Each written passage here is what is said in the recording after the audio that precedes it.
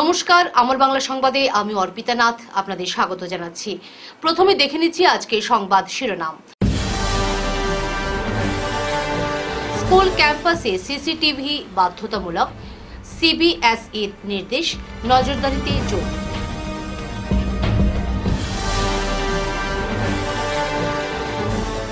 অসম আন্দোলনে শহীদদের মৃত্যুর হিসাব না মিললে থামবে না লড়াই, হুঁশিয়ারি মুখ্যমন্ত্রী।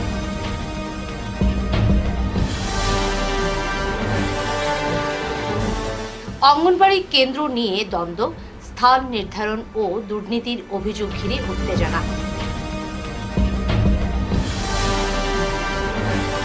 উধারবন্দে PM শ্রী স্কুলের নবনির্মিত ভবন উদ্বোধন, শিক্ষা ক্ষেত্রে নতুন মাইলফলক।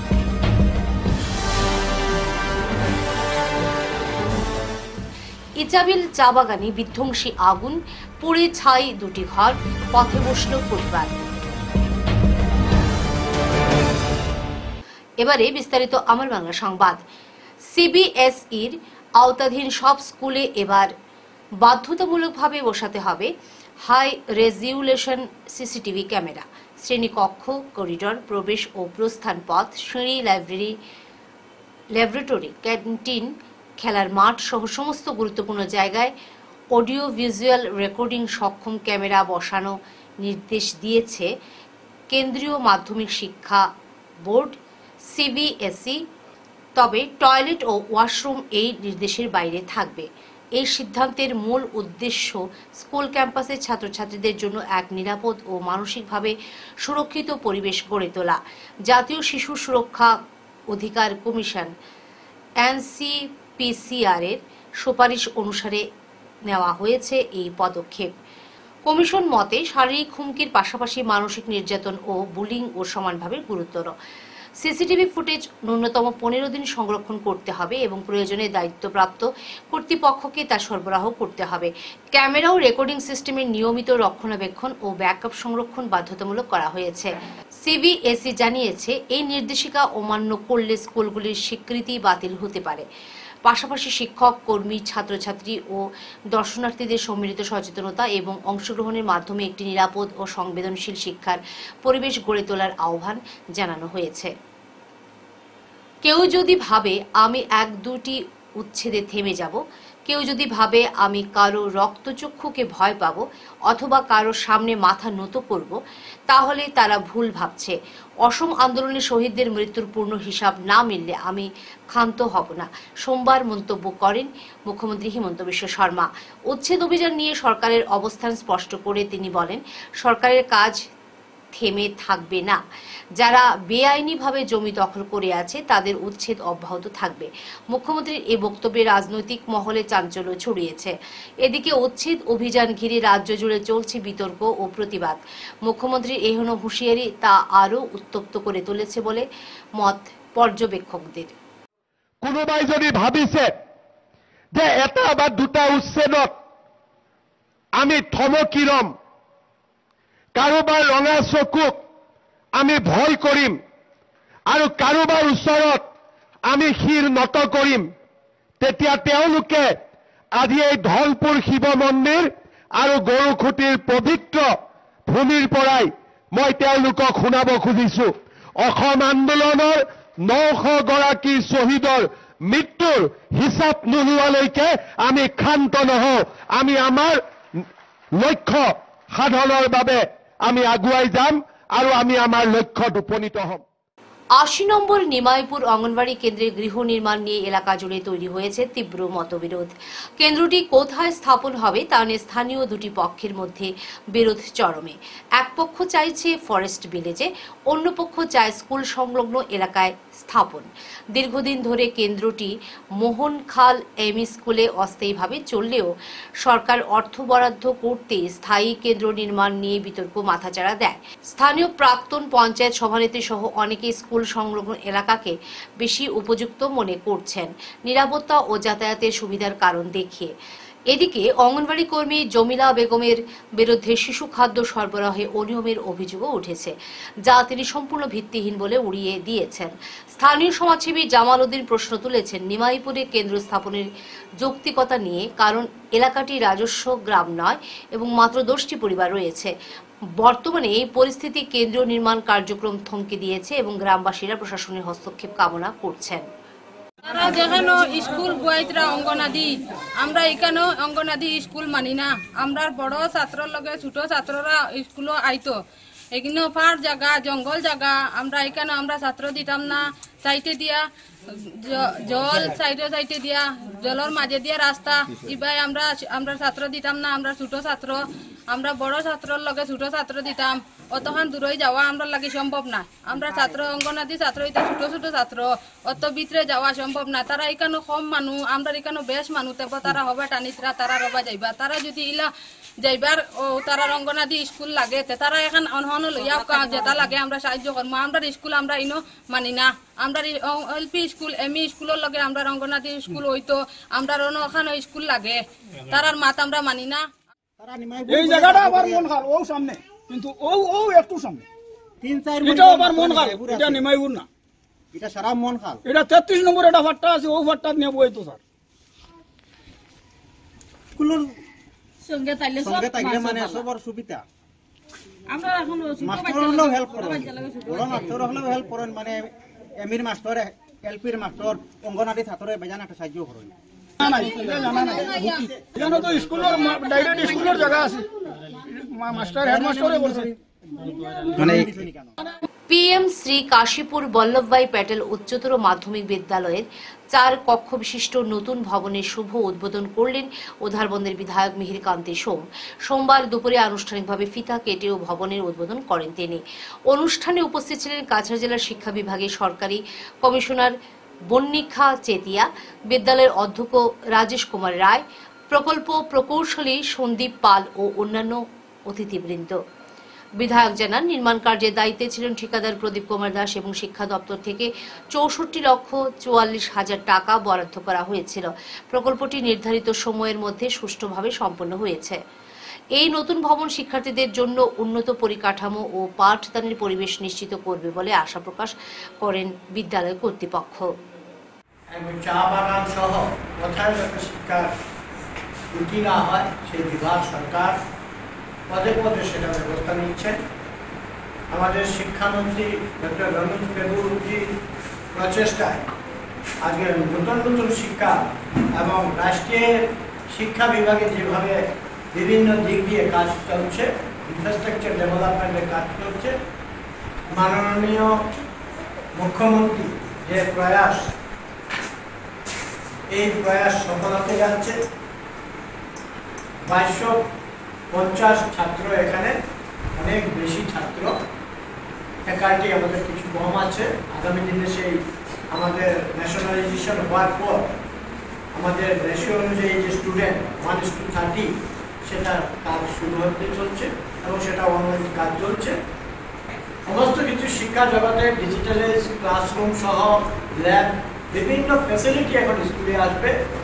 নতুন করে যেগুলো মডেল এসছে সেগুলো 8 কোটি টাকা করে প্রথম অবস্থায় সেগুলো হয়নি। হায়ার সেকেন্ডারি আমাদের পিরিয়ডে আমরা করেছি, হায়ার সেকেন্ডারি পরে ধীরে ধীরে এটা এসছে। এখানে প্রিন্সিপাল অত্যন্ত গর্বের সহিত আমি বলবো তিনি কাজ করে যাচ্ছেন, নজর দিচ্ছেন। আমাদের school president, assembly president Nair মশাই এইটা নিয়ে খুব গুরুত্ব আরোপ করেছেন। আর আমার আশা আগামী দিনে এই এত অঞ্চলে শিক্ষাক্ষেত্রে একটা ভয়াবহ অগ্নিকাণ্ডে সবকিছু হারালেন ইচাবিল চা বাগানের পুটিখাল লাইনের বাসিন্দা অর্জুন পাশি। সোমবার গভীর রাতে আচমকা আগুনে তাঁর 2টি বসতঘর সম্পূর্ণ বশীভূত হয়ে যায়। পরিবারের সদস্যরা কোনোমতে প্রাণ নিয়ে ঘর থেকে বেরিয়ে আসেন। তবে ঘরের আসবাবপত্র, নথিপত্র, গয়না, নগদ টাকা এবং একটি অটোরিকশা আগুনে পড়ে ছাই হয়ে যায়। গৃহকর্তা জানিয়েছেন প্রায় 25 লক্ষ টাকার ক্ষতি হয়েছে। ফায়ার সার্ভিস ও স্থানীয়দের চেষ্টায় আগুন নিয়ন্ত্রণে এলেও অভিযোগ উঠেছে বিদ্যুৎ বিচ্ছিন্ন করতে ফোন করা সত্ত্বেও লোয়ারপোয়া এসডিও ফোন ধরেননি। পরে হেল্পলাইনে যোগাযোগ করে বিদ্যুৎ সংযোগ বন্ধ করা হয়। স্থানীয় বাসিন্দারা পরিবারটির পাশে দাঁড়িয়েছেন এবং সরকারি সাহায্যের আবেদন জানিয়েছেন। জেলা পরিষদের সদস্য স্বপন দাস ও জিপি প্রতিনিধিরা ঘটনাস্থলে গিয়ে ক্ষতিগ্রস্ত পরিবারের পাশে দাঁড়ানোর আশ্বাস দিয়েছেন। আমরা তো সব বাচ্চারা কোনো মতন বাইর করিয়া বাইর হয়েছি, কিন্তু বাড়ির আর কিছু বাইর করতে পারছি না। কাগজপত্র মানে সবটা এ টু জেড সব জ্বলে গেছে। টাকা পয়সা সোনা চাঁদি রূপা যেটাও রয়েছে, কাগজ প্রমাণপত্র আমরা আইডি প্রুফ কিছু নাই, সব জ্বলিয়াও শেষ। কাপড় বিছনা গাড়ি রয়েছে, গাড়িও শেষ, জায়গা তো জ্বলিয়া শেষ। আমরা বাঁচার মতন মানে কিছু নেই। ফোন করলে রিসিভ করছে না। আজকে যদি আমরা কিছু দেই না উনারে তো তাই খাইতে পারতো না। আগুন তো জ্বলছে মানে কোনো কিছু নাই, আমরা তো গরু আগুনও রয়েছে না, এগো কারেন্ট দিয়েও জ্বলছে আর কিছু মানে কারেন্ট থেকে আগুন লাগছে। কারেন্ট থেকে এডিও বিজি ডালিয়া রাখি দিছিল। ওই সময় ফোন করলে নাম্বারও বিজি দেখাইছে, পরে আর কোন জায়গায় তার ফোন করিয়া কইছে। খারাপ ফোন করছিল তো 12 ফোন করে লাইন কাটাই। ও খারাপ ফোন করছিল ইলেকট্রিক অফিস ও ইলেকট্রিক অফিস এসডিও রে তাই ফোন ধরছই না। ফোন তো মানে বিজি ডালিয়া এখন বিজি। হ্যাঁ এখন তো সব তো শেষ। এমনি আপনারা পরিবারের সদস্যরা তো কিছু হইছে না, না? পরিবারের সদস্য সব ঠিকই আছে, কিন্তু মানে তো আমরা আইডি প্রুফ মানে আর কাছে তো কিছু নাই, সব তো যদি তোমার কাগজপত্র মানে টাকা পয়সা যেটাও রয়েছে সবটাও জ্বলি আছে। কিছু মোটামুটি 25 লক্ষ টাকা খরচ হইব, কারণ দেখুন ঘর বাড়ি গাড়ি মানে বাড়ির ক্যাশ পয়সাও রয়েছে, আর সোনা রূপা যেটাও রয়েছে সব মানে কিছু তো বাইরে ক্যাশ কত আছে? ক্যাশ তো শিলচরের রাস্তায় শৃঙ্খলা ফেরাতে বদ্ধপরিকর শিলচর পৌর নিগম এবং জেলা প্রশাসন। তারই নিদর্শন হিসেবে সোমবার শিলচরের কোর্ট স্কয়ার থেকে সদরঘাট পর্যন্ত যে চিত্রটি দেখা গেল তা যেন নতুন করে স্বপ্ন দেখালো শহরবাসীকে। গাড়ি আর মানুষের ভিড়ের মাঝেও শৃঙ্খলা, পরিপাটি ফুটপাত আর অবাধ চলাচলের এমন দৃশ্য বহু বছর পর উপহার দিল জেলা প্রশাসন ও শিলচর পৌর নিগম।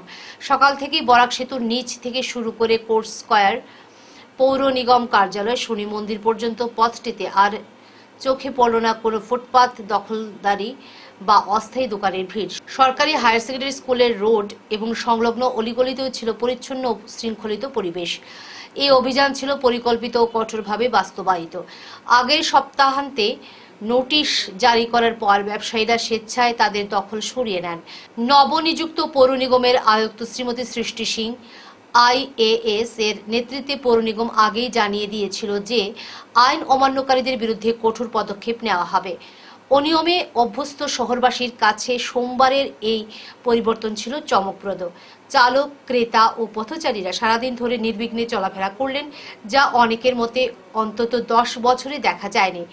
সদরঘাট থেকে শুরু করে Shillongpatti, central road, Janiganj, club road, Nazirpatti সবখানে পৌঁছে গেল এই অভিযানের বার্তা। অভিযান নিয়ে কাছাড়ের জেলা আয়ুক্ত শ্রী মৃদুল যাদব আইএএস বলেন, এই পদক্ষেপ শহরবাসীর অধিকার পুনরুদ্ধারের এক বড় পদক্ষেপ। প্রশাসনিক সমন্বয় ও দৃঢ় সংকল্প থাকলে শৃঙ্খলা ফিরিয়ে আনা সম্ভব এবং এই প্রচেষ্টা আমরা জারি রাখব। পৌর নিগমের নবনিযুক্ত আয়ুক্ত শ্রীমতী সৃষ্টি সিং আইএএস বলেন, একটি শুধুমাত্র আইনের প্রয়োগ নয়, বরং নাগরিকদের মধ্যে যৌথ দায়িত্ববোধ জাগিয়ে তোলাই আমাদের উদ্দেশ্য। জনগণের সহযোগিতা, উৎসাহ ব্যঞ্জক সবাইকে আহ্বান জানাই এই সহায়তার মনোভাব বজায় রাখুন, যাতে শিলচর সত্যি এক মডেল শহরে রূপান্তরিত হয়। শহরের নাগরিক ও বিভিন্ন নাগরিক সংগঠনও এই উদ্যোগকে সাধুবাদ জানিয়েছেন। নাগরিক অধিকার আন্দোলন পরিষদের সাধারণ সম্পাদক বলেন, যদি প্রশাসন ও পুলিশ এই গতিতে এগিয়ে চলে, শিলচর খুব দ্রুত এই অঞ্চলে নগর শৃঙ্খলার দৃষ্টান্ত হয়ে উঠতে পারে। এদিকে পৌর নিগমের কার্যবাহী আধিকারিক শ্রী নবোত্তম শর্মা এসসিএস জানান, এই অভিযান পুরো শহর জুড়ে চালু থাকবে যতদিন না রাস্তা পুরোপুরি দখলমুক্ত হয়। খরিফ বিপণন মৌসুম KMS 2024-25কে সামনে রেখে কাছাড় জেলার কৃষকদের জন্য স্বচ্ছ ও সুষ্ঠু ধান সংগ্রহ প্রক্রিয়া নিশ্চিত করতে এক গুরুত্বপূর্ণ বৈঠকে বসলেন জেলা শাসক শ্রী মৃদুল যাদব আইএএস। মঙ্গলবার জেলা আয়ুক্তের কার্যালয়ে নবনির্মিত সম্মেলন কক্ষে আয়োজিত এই বৈঠক জুড়ে উঠে আসে কৃষক সহায়ক এবং ফলপ্রসূ ব্যবস্থা গড়ে তোলার নানা দিক। প্রশাসনের সুপরিচিত উদ্যোগী মনোভাবের প্রতিফলন ঘটিয়ে মৃদুল যাদব বিস্তারিত আলোচনা করেন খাদ্য গণবন্টন ও ভোক্তা সুরক্ষা দপ্তর, কৃষি দপ্তর, ভারতীয় খাদ্য নিগম, এফসিআই, কৃষক ও মিল মালিক সমিতির প্রতিনিধিদের সঙ্গে। তিনি স্পষ্টভাবে জানিয়ে দেন, প্রশাসন কৃষকদের পাশে থেকে ন্যায্য মূল্য সময়মতো সংগ্রহ এবং কার্যকর সমন্বয় রক্ষায় প্রতিশ্রুতিবদ্ধ। এই বৈঠকে উপস্থিত ছিলেন অতিরিক্ত জেলা শাসক কৃষি শ্রী রক্তিম বড়ুয়া, শাখা আধিকারিক এফপিডি অ্যান্ড সিএ শ্রীমতী সোনালী দেবী, ভারতীয় খাদ্য নিগম শিলচর খাদ্য দপ্তর এবং কৃষক ও মিল মালিক সমিতির প্রতিনিধিরা। আলোচনায় বিশেষ গুরুত্ব পায় সময়মতো ধান সংগ্রহ, পরিকাঠামো প্রস্তুতি, মান নিয়ন্ত্রণ এবং বিভিন্ন বিভাগের মধ্যে সমন্বয় রক্ষা করা, যাতে কোনো রকম বিলম্ব বা সমস্যার সৃষ্টি না হয়। বেরেঙ্গা প্রথম খণ্ডে জমি দখল ও বাল্য বিবাহের অভিযোগ ঘিরে পারিবারিক সংঘর্ষ, গুরুতর আহত আমির আহমেদ। জমি দখল ও পারিবারিক বিরোধকে কেন্দ্র করে উত্তেজনা ছড়ালো বেরেঙ্গা প্রথম খণ্ড এলাকায়। শনিবার দুপুরে আমির আহমেদ বড়ভূঁইয়ের ব্যক্তিগত জমিতে জোরপূর্বক দখল চেষ্টার অভিযোগ ওঠে তার ছোট ভাই নূর মোহাম্মদ বড়ভূঁইয়া ও তার স্ত্রী রৌজি আরা বেগমের বিরুদ্ধে। আমির আহমেদ দাবি করেন, বছর কয়েক আগে তিনি এই জমিটি ব্যক্তিগতভাবে ক্রয় করেন, যা কোনোভাবেই পৈতৃক সম্পত্তি নয়। তিনি জানান, 2017 সালে নাবালিকা রোজি আরার সঙ্গে নূরের বিয়ের পর থেকেই পরিবারের বিরোধের সূত্রপাত ঘটে। বাল্যবিবাহের বিরোধিতা করায় তারা বেরেঙ্গা ছেড়ে মাসকাঁদিতে চলে যান এবং সেই আক্রোশ থেকেই জমি দখলের অপচেষ্টা বলে অভিযোগ করেন আমির। শনিবারের ঘটনায় আমির আহমেদ গুরুতর আহত হন। অভিযোগ, ছোট ভাই নূর মোহাম্মদ দা দিয়ে তার ডান হাতে আঘাত করেন। এদিকে কিছু সংবাদ মাধ্যমে মনির আহমেদ বড়ভূঁইয়ার এই ঘটনায় উপস্থিত থাকার দাবি করা হলেও আমির আহমেদের পক্ষ থেকে জানানো হয়েছে, মনির বর্তমানে দুবাইতে কর্মরত, ফলে তার জড়িত থাকার প্রশ্নই ওঠে না। এই ঘটনাকে চক্রান্তমূলক জমি দখল প্রচেষ্টা বলে উল্লেখ করে আমির আহমেদ তার মা লালবানু বেগম ও কাকু খয়রুল ইসলাম বড়ভূঁইয়া প্রশাসনের কাছে রোজিয়ারা ও নূর মোহাম্মদের বিরুদ্ধে কঠোর আইনানুগ পদক্ষেপের দাবি জানিয়েছেন। ঘটনার প্রকৃত সত্য উদ্ঘাটনের জন্য নিরপেক্ষ তদন্তের দাবি তুলেছেন এলাকাবাসীর একাংশ। অভিযোগ করছে আমি তারারে যে সময় দাদি তার বড় ভাইরে মারামারি ধরত, ওই সময় তাই দাওয়ান বাড়ি মারি ফেলাইছিল, আমিও বাঙ্গাইছি। তারার বাবা থাকা অবস্থায় 12 লাখ টাকা আমির আহমদের দিবার কথা, কারণ এই জমিনটা হেই লইয়া দিছো। হ্যাঁ, তখন মনির আহমদে অলরেডি 6 লাখ টাকা দিয়া ক্লিয়ার হয়ে গেছে। তার পদ্মীয় দিত না করিয়া নুর মোহাম্মদে তার বেটি লিয়ে বাড়িতে নিয়ে সিনটেক্স খুলিয়া হয়ে গেছে, কইছে না আমি থাকতাম না, পয়সা দিতাম না, আমার দরকার নাই, তার জমি পালাইয়া গেছে। এখন তার বউ এখান থেকে যাওয়ার পরে বউর নামে একটা দলিল করছে 2019 ইংরেজিতে দিয়া, বেটি দিয়া দরবার লাগাইছে, বাইয়ার দিয়ে দরবার করায়, কদিন করে পরে ও বেটিটায় ও কাস্টমার আনে। অলরেডি তো এখানে তার বাপর দাদার সম্পত্তি না, এটা তো তার বড় ভাইয়ের জমিটা কিনিয়া দিছে 2001 ইংরেজি। আসলাম এর বাদে কোনো আমরা গাঁও সভা হয়েছে বহুত দিন আগে, 7-8 মাস আগে, তারা কোয়া হয়েছে তোর নামে দলিলটা ঘুরাইয়া আন, তোর বউর নামটা নিয়ে, আর সবে রিকোয়েস্ট করিয়া বড় ভাইয়ের বছর টাকা 2 লাখ টাকা দিব তোমার জমিনের দামর ব্যাপারে। এবার কোনটা কইছে আর একটা করছে, এটা মানে তারা এটা যে যতটুকু বক্তব্য যে দিছুন যে চ্যানেলও আমারে ওলা, আমি ও যেটিও আমার বাতিউজার বউ আমারে অভিযোগ করছে কিতা আমি বিলে রেপ করবার চেষ্টা করছি, আর আমার বাতিউজা বড় আমির আহমদ বড় ভাইয়া আমরা বিলে রেপ করার, আমি তো সব ওর গেছে এটা বিচার চাই আমার কমিটি যে তারারে এটা শুনল না, বিচার করে দিবার লাগিয়া হাবসায়া দেশবাসী সারার গেছে, আমি যখন এটা শুনল না, আমরা বেটিয়াইয়া সোশ্যাল মিডিয়াতে এটা শিকার পাইয়া মারছে। মোহন খাল রামমানিকপুর জিপিতে প্রধানমন্ত্রী আবাস যোজনার জিও ট্যাগিং নিয়ে অনিয়মের অভিযোগে বঞ্চিত প্রকৃত হিতাধিকারী। ধলাই বিধানসভা কেন্দ্রের অন্তর্গত পালংঘাট উন্নয়ন খণ্ডের মোহন খাল রামমানিকপুর গ্রাম পঞ্চায়েতে প্রধানমন্ত্রী আবাস যোজনার জিও ট্যাগিং নিয়ে চরম অনিয়মের অভিযোগ সামনে এসেছে। মঙ্গলবার জিপির 3 নম্বর গ্রুপের জনসাধারণ সংবাদ মাধ্যমের কাছে অনিয়মের অভিযোগ তুলে ধরে বলেন, সদ্য সমাপ্ত গ্রাম পঞ্চায়েত নির্বাচনের পূর্বে জিপির জীবিকা সখী রেজিমা বেগম প্রধানমন্ত্রী আবাস যোজনার জিও ট্যাগিং করেন, কিন্তু বর্তমানে যখন প্রধানমন্ত্রী আবাস যোজনার জিও ট্যাগিং এর তালিকা প্রকাশিত হয়, এতে দেখা যায় অপেক্ষাকৃত সকল ব্যক্তির নাম তালিকায় থাকলেও প্রকৃত দরিদ্র পরিবারের নাম তালিকায় নেই। তারা বলেন, গ্রামের প্রায় 40টি দরিদ্র পরিবারের নাম তালিকায় অন্তর্ভুক্ত হয়নি। আর এইভাবে প্রধানমন্ত্রী আবাস যোজনা থেকে প্রকৃত হিতাধিকারীরা বঞ্চিত হচ্ছেন বলে অভিযোগ এনে বিষয়টি নিয়ে তারা ধলাইয়ের বিধায়ক নিহার রঞ্জন দাস ও পালংঘাট ব্লকের ভিডিওর হস্তক্ষেপ কামনা করেন। তারা পুনরায় জিও ট্যাগিং করে বঞ্চিতদের তালিকায় অন্তর্ভুক্তির দাবি জানান। অন্তর্গত সাধারণ জনতা, অত্যন্ত দিন মজুর, একমাত্র আমাদের পরিশ্রমের উপর আমার সংসারটা চলে। আর সরকার বাহাদুর যেহেতু ঘর দরজা দিতেছে সবারে গরিব দুঃখী দেখিয়া, তো আমরাও বড় বাসনা করছিলাম, এই বাসনা আমরা ব্যর্থ হইল। যারা ঘরের লিস্ট করছে তারা যারা না পাইলেও চলে তাদের নামটা তালিকাভুক্ত হয়েছে, তারা পাইতো। আর আমরা যতজন আছি এখানে প্রায়জনই বঞ্চিত। জিওটেক করছিল কিন্তু তাই তো লিস্ট দিলা, আমাদের সবের জিওটেক হয়েছিল কিন্তু নাম মাত্র অল্প সংখ্যক আইছে, যারা না পাইলেও চলে।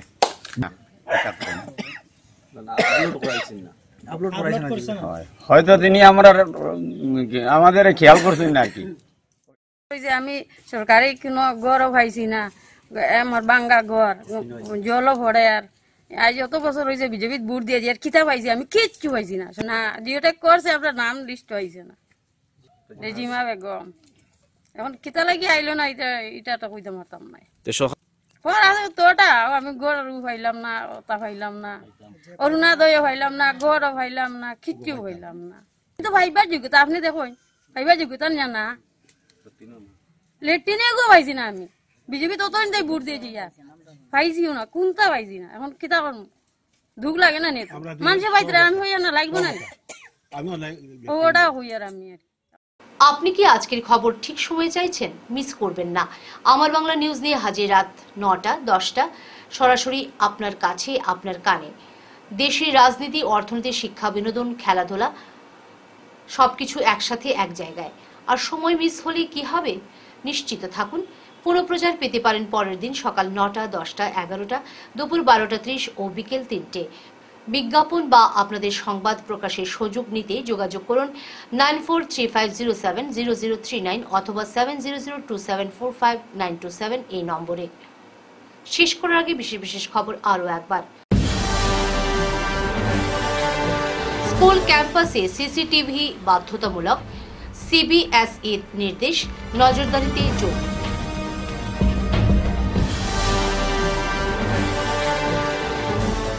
অসম আন্দোলনের শহীদদের মৃত্যুর হিসাব না মিললে থামবে না লড়াই, হুঁশিয়ারি মুখ্যমন্ত্রী।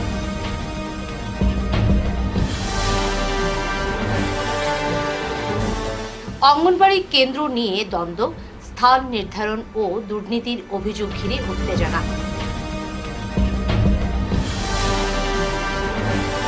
উধারবন্দে PM শ্রী স্কুলের নবনির্মিত ভবন উদ্বোধন, শিক্ষা ক্ষেত্রে নতুন মাইলফলক।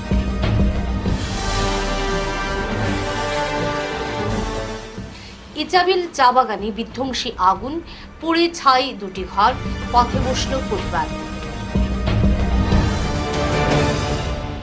এখনকার মতো আমার বাংলা সংবাদ এ পর্যন্তই। নমস্কার।